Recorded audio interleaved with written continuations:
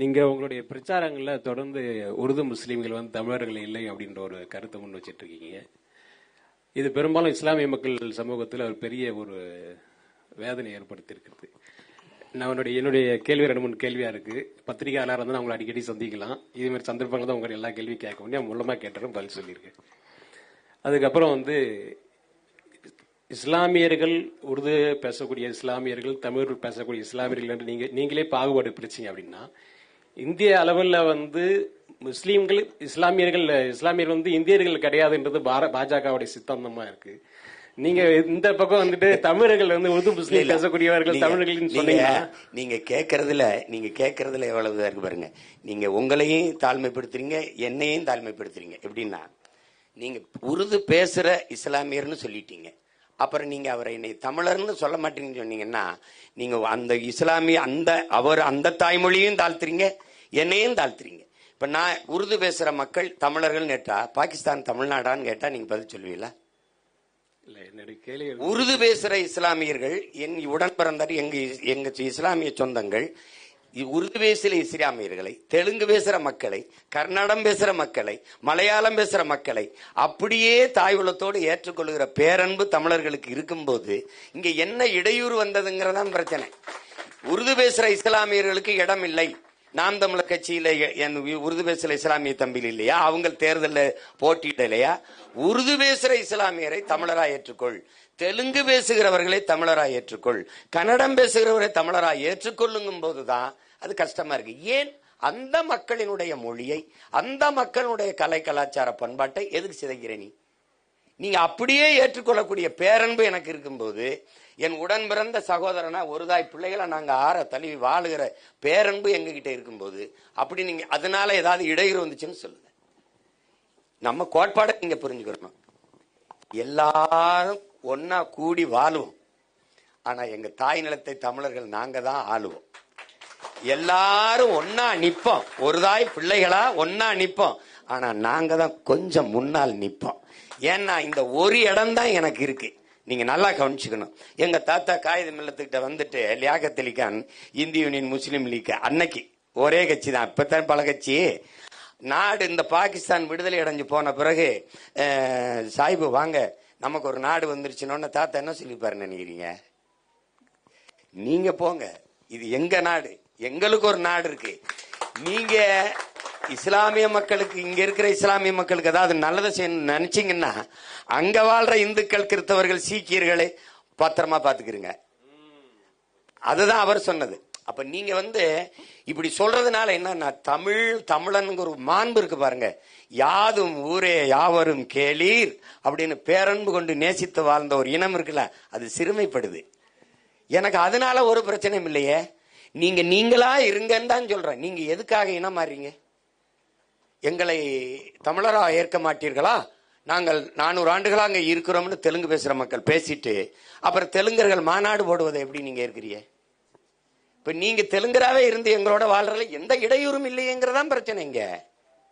அதை நீங்க விளங்கிக்கணும். அதனால நீங்க காயப்பட்டா அதுக்கு என்னை பொறுத்துக்கிறீங்க. நீங்க காயப்படக்கூடாது. நாம ஒரு தாய் பிள்ளைகள். இங்க பாருங்க. நான் இஸ்லாத்தை ஏற்றிருக்கிறேன், எங்க அண்ணன் ஏற்றிருக்கிறாரு, என் தம்பி ஏற்றிருக்கேன், என் மாமன் மச்சான் ஏற்றிருக்கேன், நீங்களும் ஏற்றிருக்கிறீங்க. நீங்க அரேபியால இருக்கீங்க, அரேபியன். நீங்க ஒரு பாகிஸ்தான்ல இருக்கீங்க, உருது. அவன் வங்காளதேசத்துல இருக்கான், வங்காளி. நான் தமிழ்நாட்டில் இருக்கேன், தமிழன். ஓர் இறை ஏற்று, ஏக இறைவன் அல்லாவை ஏற்று ஒரே வழி நபிகள் மொழின்னு பயணிக்கிறோம். அதனால மார்க்கத்தால் நான் இஸ்லாம், மொழியால் இனத்தால் நான் தமிழன், அவன் அரேபியன், அவன் வங்காளி. உங்களுக்கு புரியுதுன்னு நினைக்கிறேன். இந்த உணர்வை நீங்க தெளிவுபடுத்திக்கிட்டீங்கன்னா நமக்கு ஒண்ணுமே கிடையாது. அண்ணன் நீங்க எங்களை என்ன தமிழனா ஏற்க மாட்டீங்க, எங்களை ஏன்னு நீங்க உறவா ஏற்க மாட்டீங்கன்னு சொன்னீங்கன்னா நான் அவமானப்படுறேன், வெக்கப்படுறேன். தமிழனா ஏன் ஏற்கணும்? நீங்க ஏன் உங்க அடையாளத்தை தொலைக்கிறீங்க? நான் வந்து இப்ப இந்த நிலத்தை விட்டு எந்த நிலத்துல வாழ்ந்தாலும் கொஞ்சம் அமைதியா இருக்கணும். கர்நாடகால 1.25 கோடி இருக்கிறோம். தென் மாநிலங்கள்ல பெரும் எண்ணிக்கையில வாழக்கூடிய ஒரு இனம் வந்து தமிழர்கள். நாங்க கர்நாடகால 1.25 கோடி. நாங்க யாராவது கன்னடனா மாறி இருக்கோமா? அடிச்சு பரட்டினா நான் கன்னடன்னு சொல்றேன்னா, வாழ நாடற்ற ஏதிலிகளா போயும் கூட Canada, America, France, Germany, London எல்லா நாட்டுல இருந்தாலும் நாங்க தமிழர்கள் தான். அகதியானாலும் தமிழர்கள் தான். உங்களுக்கு புரியுதா? கர்நாடகாவிலும் தமிழன், கேரளாவிலும் தமிழன், ஆந்திராவிலும் தமிழன், பீகாரிலையும் தமிழன், குஜராத்திலையும் தமிழன், உத்தரப்பிரதேசத்தின் தமிழன், உகாண்டாவிலையும் தமிழ். எங்கு போனாலும் தமிழன். நாங்க தமிழனா இருக்கோம், இனம் மாறல. ஆனா இங்க யாராவது வந்தா, பீகார்ல இருந்து வந்தா நான் இந்தியன், கேரளா ஆந்திராவில இருந்து வந்தா நான் நான் திராவிடன், நான் அங்க போனா நான் தமிழன். அதனாலதான் புரட்சி பாவலன் சொல்றான், எங்கு பிறப்பினும் தமிழன் தமிழனே, இங்கு பிறப்பினும் அயலான் அயலானேன்ட்டான். அதனால நீங்க அந்த கவலையே விடுங்க. உங்களுக்கும் எனக்கு இருக்கிற இந்த உறவு பிணைப்புல ஏதாவது சிக்கல் வருதுன்னா நீங்க சொல்லுங்க, நான் தலை குனிறேன், அவமானப்படுறேன்.